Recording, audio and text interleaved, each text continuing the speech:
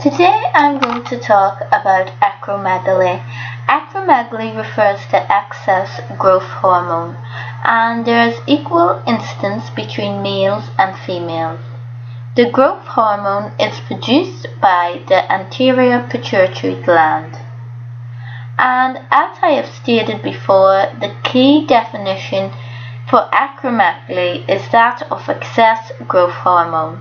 And what causes this excess growth hormone? Well, normally it's a pituitary tumor. This tends to be benign. Rarely it can be cancerous. And sometimes it can be atopic growth hormone production from, say, lung cancer. Acromegaly as a whole is very rare. And what is the phenotype of excess growth hormone? Well, it depends on epiphyseal fusion. Prior to epiphyseal fusion, there will be linear growth and the patient will grow very tall.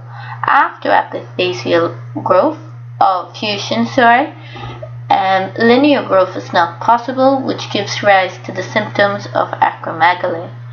These physical signs include microglossa, i.e. a large tongue, and generally a patient will have very coarse facial features. They will also notice spaces between their teeth in the lower jaw, and they will also have an enlarged forehead with frontal bossing. Patients will notice large hands, known as spade hands, and large feet. They may have outgrown their shoes and rings may not fit on their hands. Their hands may also be quite sweaty.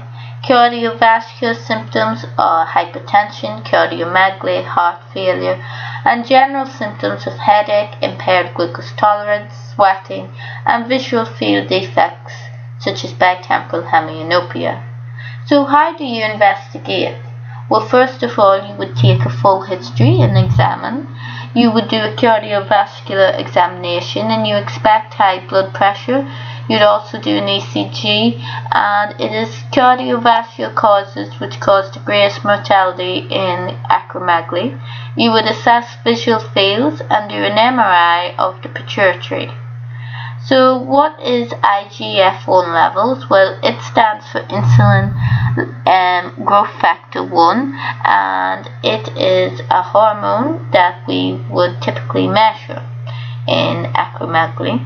The treatment of acromegaly is surgery, transsphenoid resection, medication such as somatostatin analogues.